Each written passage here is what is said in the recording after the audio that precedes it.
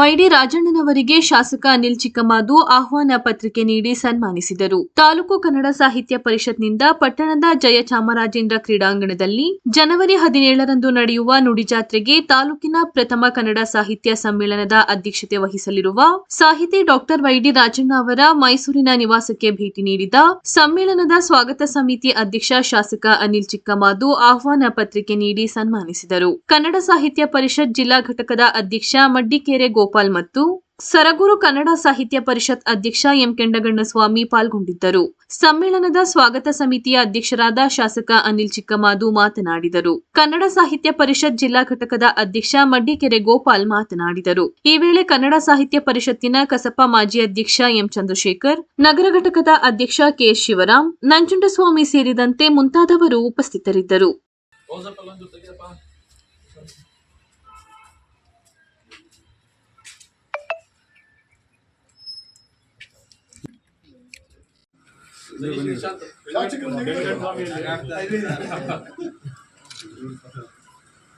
Sir ಹಂಗೆ ಹೇಳ್ಕೊಳ್ಳಿ.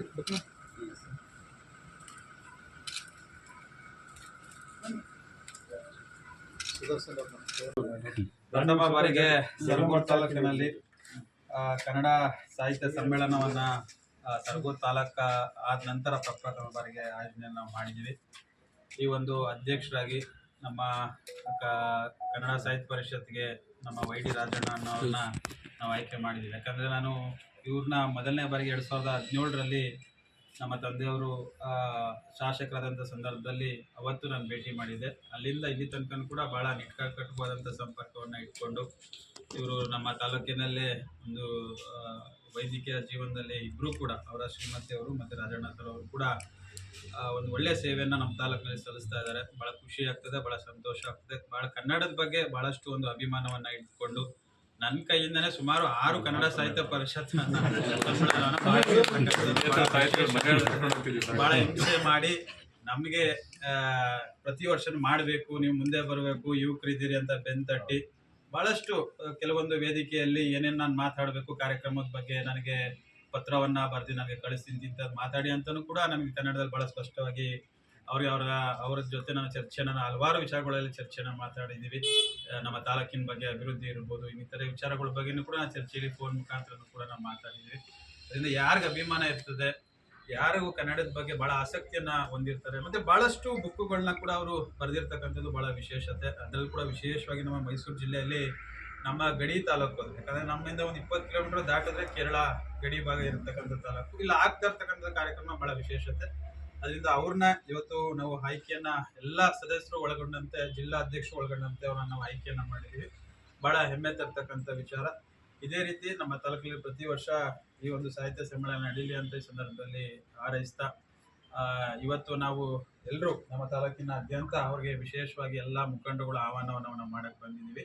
ಅದರಿಂದ ಅವಾಗ ಇನ್ನೂ ಹೆಚ್ಚಿನ ರೀತಿ ಆಯುಸ್ಸು ಆರೋಗ್ಯ ಕೊಟ್ಟು ತಾಯಿ ಚಾಮುಂಡೇಶ್ವರಿ ಒಳ್ಳೇದು ಮಾಡಲಿ ಅಂತ ಈ ಸಂದರ್ಭದಲ್ಲಿ ನಾನು ಶುಭ ಕೋರ್ತೀನಿ. ರಾಜಣ್ಣನವರು ಕನ್ನಡದಲ್ಲಿ MA ಮಾಡಿದ್ದಾರೆ, ಪೊಲಿಟಿಕಲ್ ಸೈನ್ಸಲ್ಲಿ MA ಮಾಡಿದ್ದಾರೆ, ಡಾಕ್ಟರೇಟ್ ಮಾಡಿದ್ದಾರೆ ಬೇರೆ ವಿಷಯದಲ್ಲಿ. ಇವರು ಡಾಕ್ಟ್ರು ವೈದ್ಯಕೀಯ ಕ್ಷೇತ್ರದಲ್ಲಿ ಮಾತ್ರ ಅಲ್ಲ, ಸುಮಾರು 10-20 ಗ್ರಂಥಗಳನ್ನು ರಚನೆ ಮಾಡಿದ್ದಾರೆ. ಅವರ ಒಂದು ಕವನದ ಮತ ಅಭಿಮತ ಅಂತೇಳಿ ನಮ್ಮ ಆಗಿನ ರಮೇಶ್ ಕುಮಾರ್ ಅವರು ಬಿಡುಗಡೆ ಮಾಡಲಿಕ್ಕೆ ಸಂಪೂರ್ಣವಾಗಿ ಓದ್ಕೊಂಡು ಇದು ವಿಶ್ವಮಾನ್ಯತೆಯನ್ನು ಪಡೆತಕ್ಕಂಥ ಒಂದು ಅಪರೂಪದ ಕಾವ್ಯಗಳು ಇದರಲ್ಲಿ ಇದ್ದಾವೆ.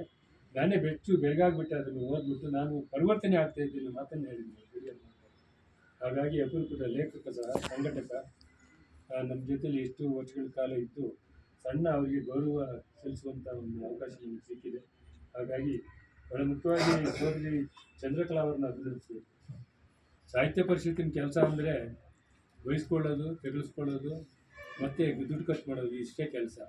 ಯಾರು ಹೊಗಳದ್ದು ಇದುವರೆಗೆ ಇಲ್ಲ. ಅದನ್ನು ಚಾಚೂ ತಪ್ಪದೆ ಅವ್ರನ್ನ ನಮಗೆ ಇಡಿಯಾಗಿ ಕೊಟ್ಟು ರಾಜಣ್ಣವ್ರನ್ನ ಇವರೇ ಎಲ್ಲ ನಿರ್ವಹಣೆ, ಬಹುಶಃ ಮನೆ ನಿರ್ವಹಣೆ ನಿಮ್ಗೆ ಗೊತ್ತಿರುತ್ತೆ. ಅವ್ರು ಮನೆ ಕಡೆ ತಲೆನೇ ಹಾಕಿಲ್ಲ ಅಂತ ಕಾಣಿಸುತ್ತೆ 3 ವರ್ಷಗಳ ಕಾಲ ಸಾಹಿತ್ಯ ಪರಿಷತ್ತಿನ ಅಧ್ಯಕ್ಷ ಜಿಲ್ಲೆ. ಹಾಗಾಗಿ ಆ ತಾಯಿ ತುಂಬ ಸಮರ್ಪಕವಾಗಿ ಸಂಸಾರವನ್ನು ನಡೆಸ್ಕೊಂಡು ಎಲ್ಲವನ್ನ ಹೇಳ್ಕೊಂಡು ಇದನ್ನು ರಾಜಣ್ಣವರು ಮುಂದುವರಲಿಕ್ಕೆ ಸಾಧ್ಯ ಆಗಿದ್ದು ಚಂದ್ರಕಲಾ ಅವರು.